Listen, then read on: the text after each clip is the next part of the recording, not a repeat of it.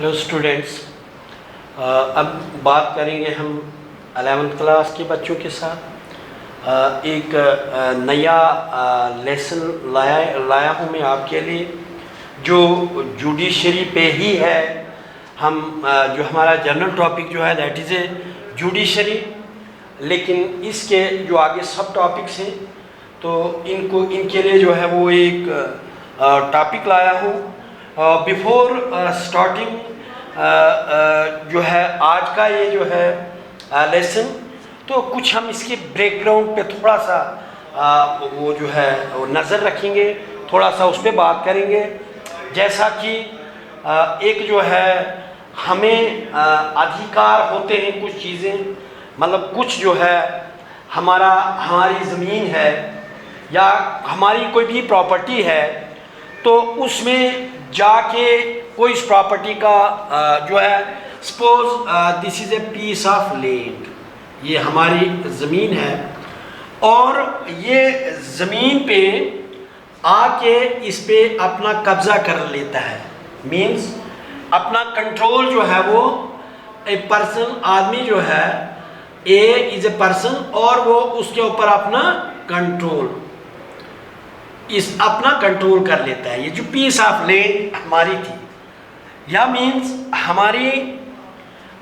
हमारा मैं जो हूँ इस वक्त मुझे जो है इस समय इधर आपके लिए जो है वो ऑनलाइन क्लासेस लेनी है।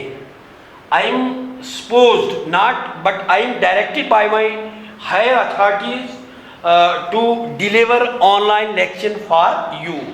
मतलब हमको आज लॉकडाउन में हमारे स्कूल्स जो है वो बंद हैं, लेकिन despite of that the schools are closed, but for the fundamental rights of a students, because every individual, every citizen have some rights, and to fulfill those rights there is a provision of online classes चल रही हैं, and I am directed by the authorities to go and deliver online lecture for the students.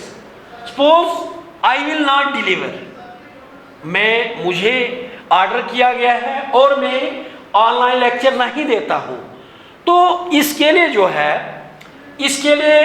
I will be पुनिश्ड, उसके लिए punishment मिलेगी।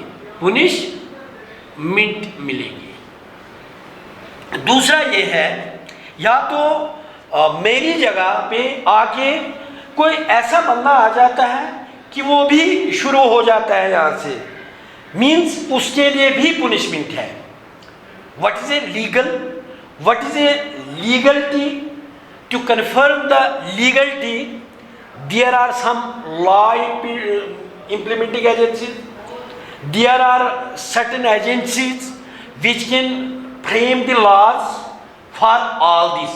Means a law is framing that online classes will be provided to the students who are unable to go to school and learn there by a formal system. So there was a provision that there is a provision for the online classes, and here those persons which are directed by the higher authorities can come and deliver lecture for the students.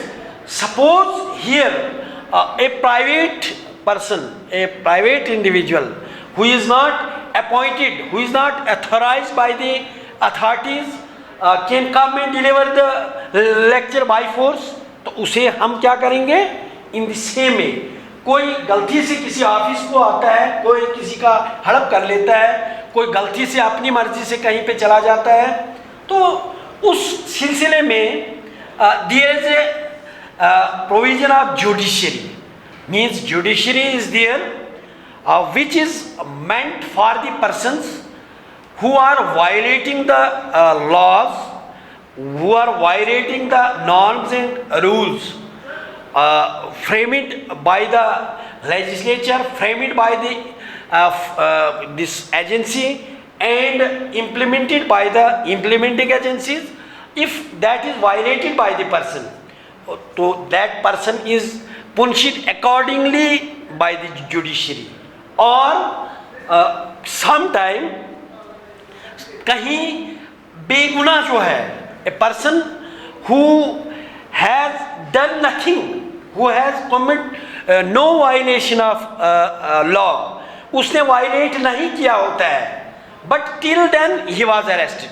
Suppose a person is coming towards DC office, and someone detain that person in the way and make him slave, उसको imprison कर लेते हैं, उसको बंद कर लेते हैं. Suppose police इसको पकड़ के तो अंदर कर लेती है. He was coming to perform his duties, but unfortunately he was caught by some person, some cops. Police जो है उसको गिरफ्तार कर लेती है और उसको अंदर भर देती है.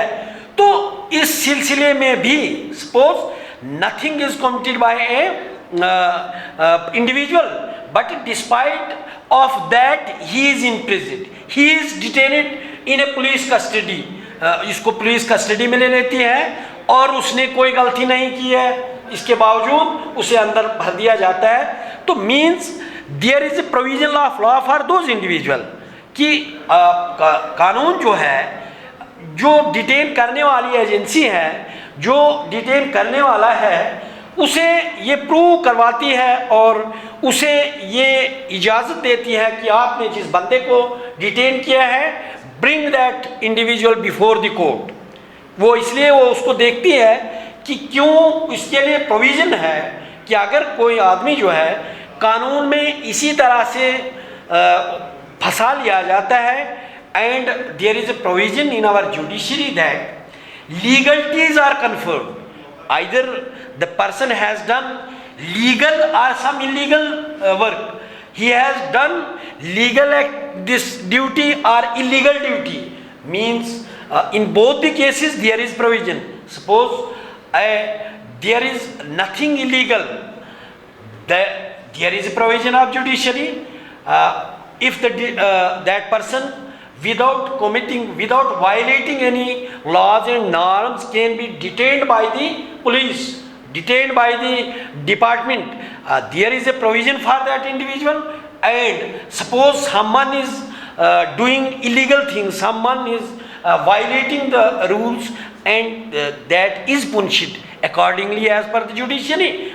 Today we will discuss कि areas क्या है, what are the jurisdiction, क्या होता है कि हम रिट्स की बात करते हैं कि देखो जी हम रिट कर देंगे, गवर्नमेंट के ख़िलाफ़ करेंगे, हम डिपार्टमेंट के ख़िलाफ़ करेंगे, हम रिट लाएंगे, हमारी ट्रांसफ़र हो गई तो हमको रिट करेंगे. एक बंदे की ट्रांसफ़र एक जगह से दूसरी जगह की जाती है, अगर उसका टाइम पूरा नहीं है, उसको गलती से ऐसे ही कर दिया तो there is a provision of writ. तो means today we will discuss what is writ and how many types of writs are there in our judiciary. में कितनी किस्म की रिट्स जो हैं we will discuss today. the writ क्या होती है, रिट को हम कैसे डिफाइन करेंगे, WRIT, दिस इज रिट. और रिट क्या होती है, रिट किसे बोलते हैं, रिट क्यों की जाती है, और इस रिट की टाइप्स कितनी हैं. What is writ, first of all we will explain, we will define, we will understand the meaning of writ. What is writ? Anything that is issued under an authority, that is writ. Anything that is issued under authority. Suppose authority means, authority तो seal है. authority क्या है, मेरे पास authority है. authority क्या है, कोई authority को check, authority is not concrete substance that will say I am authority. Now what is the thing, what is a document which can prove my authority. अब authority जो है, authority एक seal है, seal को authority बोलते हैं. Means हम high court अगर एक कागज़ लिख के हम लाते हैं तो हम उस पर लिख लेते हैं कि हाई कोर्ट का है और एक ऑर्डर बना के हम दे देते हैं. सपोज हम एक स्कूल की बात करते हैं, स्कूल से हमें रिकॉर्ड लाना है, आपको बोला आप एप्लीकेशन दे देंगे कि आपने एडमिशन लेना है, उसके लिए आपको सर्टिफिकेट एक स्कूल से लेके दूसरे स्कूल में जाना पड़ता है. तो आप एक प्राइमरी स्कूल से निकल के आप 10th से निकल के 11th में आते हो तो you need character and leaving certificate. आप कागज आपने सर्टिफिकेट लाया तो सर्टिफिकेट पे विदाउट सील है, उसको ऑनर नहीं किया जाता है unless and until there is no seal. The document जो है वो फेक तस्वर किया जाता है, डॉक्यूमेंट फेक होता है और उस डॉक्यूमेंट को ऑनर नहीं किया जाता है। इट मीन्स वो तो है कि under authority, but what is authority here?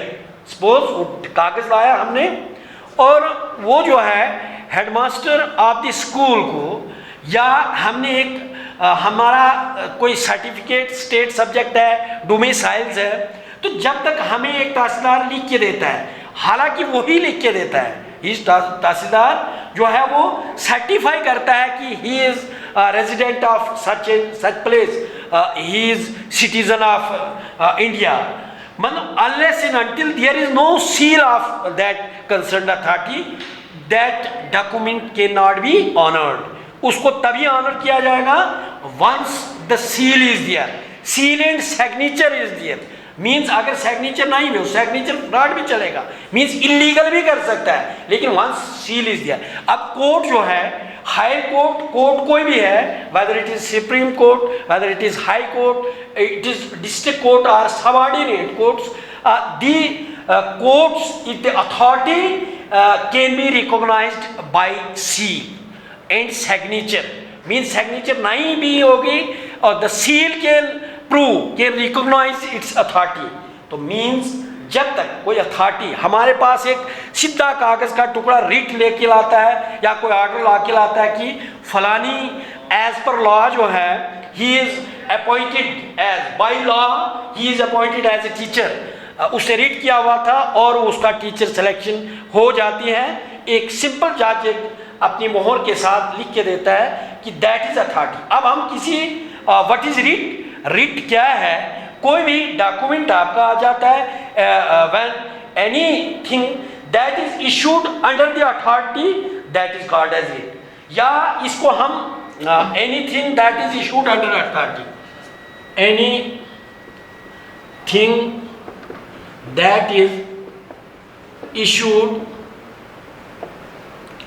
Under authority, under authority that is writ. Number 1 तो ये है कि कोई भी अथॉरिटी स्टैंप लगा के जो है वो कोई कागज पत्थर किसी को देता है, कोई अथॉरिटी है जो देने वाली है, तो वो, लेकिन मैंने बोल दिया अभी कि समझने के लिए कि आपको एक तहसीलदार या एक डिप्टी कमिश्नर जो है आपको लिख के देता है जिस पे कोई सील और सिग्नेचर नहीं है, हालांकि देता वही है, कमिश्नर देता है, तहसीलदार देता है, लेकिन आपके पास ना उसके पास स्टैंप है कागज के ऊपर ना, उसको ऑनर नहीं किया जाएगा।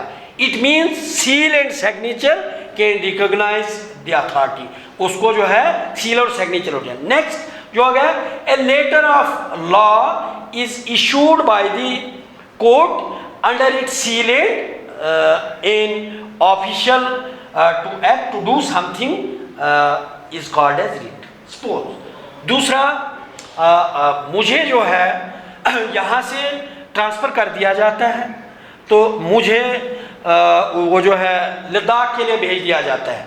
Now I will appeal to court, में रीच में मेरी पहुंच कोर्ट है, क्योंकि वहाँ पे प्रोविज़न है लॉ में कि इलीगली अगर आपको कहीं कुछ कर दिया जाता है तो हम कोर्ट में चले जाते हैं उसके लिए, और कोर्ट जो है उसके लिए देयर इज ए प्रोविज़न। और फिर कोर्ट क्या करेगा, कोर्ट एक डॉक्यूमेंट दे देगा, एक लेटर देगा, a letter of law is issued by the court under its seal and an official is act to do something is called writ. Suppose मुझे लद्दाख के लिए अपनी हायर अथॉरिटीज़ ने ऑर्डर कर दिया by the director of school education Jammu, I may be directed to perform my duties as at Ladakh, but there is a provision that my stay was not mature in this institution from where I have been transferred to other institution. Suppose I am working at higher secondary school Gandhari, and before completing my 2 years in that institution, I may be transferred to Ladakh, and I am not willing to go to Ladakh because the stay is, I am understay. I have not completed my 2-year service in that institution. So there is a provision in judiciary that I will approach to higher court, and I will get stay from the higher court, and high court will give me a letter of law, and under the seal, and the court will direct me to perform my duties at the earlier place of posting. Means मुझे जो अभी तक जो है वो higher जो मेरी authorities हैं, मेरी DDOs हैं, मेरे अथॉरिटीज़ जिन्होंने मुझे ट्रांसफ़र कर दिया, और मैं उनका नहीं मानता हूँ, चूँकि there is a provision. Legally है या इलीगली?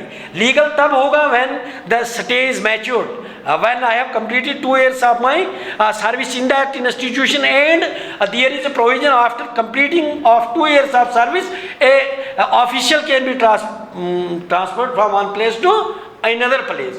तो ऐसा है, उससे पहले किया जाता है, तो उसके लिए रिट है, तो रिट में लाऊंगा. और रिट क्या है? I will approach to the court, I will submit an application, and my counsellor will submit the application. With the help of counselor, I will approach to the court, and court will give direction to my higher authorities that we will confirm his legality. Either he has been transferred to other institution legally or illegal. So the court will direct my higher authorities to perform my duty in the earlier institution. फिर after confirming, फिर उसके लिए तारीखें पढ़ दी, and the court will confirm whether I have been transferred to other institution legally or illegally. क्या मैं वहाँ जाने मेरा लीगल था, क्या वो कोई वो कानून के तहत जो ठीक था नहीं था, means that is called as it. And simply we can conclude that the formal written order is called as the formal written order. A written order is called a writ. जो फॉर्मल रिटर्न ऑर्डर होगा, formal means court जब इसके लिए एक order करेगा और return होगा हमारे पास under the seal and signature of the concern authorities, that is called as writ. अब रिट जो है, रिट कितने किस्म के? सपोज मैंने अपने सर्विस का जो है, I am stay major, means I have completed my stay in that very institution where I am performing my duties. But after completing my stay in that institution, I may be transferred, and there is no provision that I will go to the court and get and bring stay order, या मैं writ करूँ, उसके लिए there is no provision. There must be a provision. अब now इसके area क्या है और उन चीज़ों को क्या बोला जाता है, what are different types of writs, how many writs are in Indian judiciary. हम बात करेंगे कि जुडिशरी जो है इंडिया की, इसमें जो है क्योंकि एक there is a universal judiciary system in India, अब तो है मतलब पूरा इसमें है. और जो है रिट कितने किस्म की है, हम इसको जो है वो डिफाइन करेंगे. रिट टोटल रिट्स जो है वो 5 हैं. हेबियस है नंबर 1, जो रिट हमारी है टाइप्स.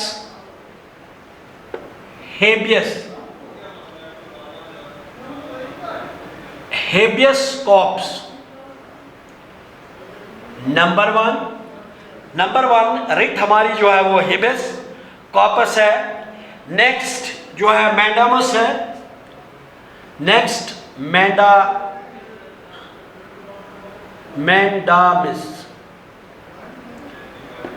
मैंडामस.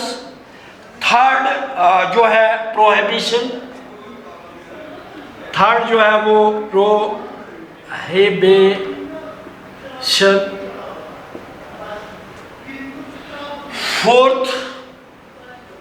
फोर्थ जो है वो क्यू वारंटो है, क्यू वारंटो। एंड फिफ्थ जो है वो सिरशोररी।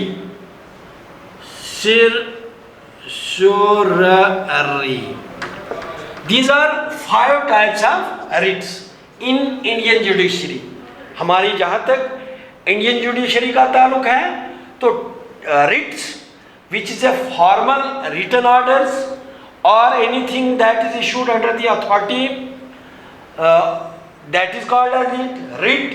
Letter of law issued by the court under its seal and official is act to do something is called as writ। And these writs are of 5 types। ये 5 किस्म के जो हैं these are the types of writs। एक है habeas corpus, the first means the first type, that is called as habeas corpus। second जो है mandamus है, mandamus, second type of writ is mandamus। third is prohibition।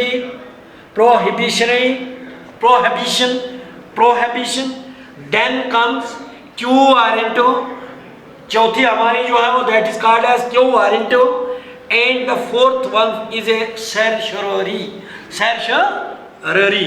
तो certiorari, quo warranto, prohibition, mandamus and habeas corpus are the 5 types of writs जो Indian judiciary में है। तो मुझे लगता है कि ये जो है लंबे हैं, इसको समझना बड़ा मुश्किल है।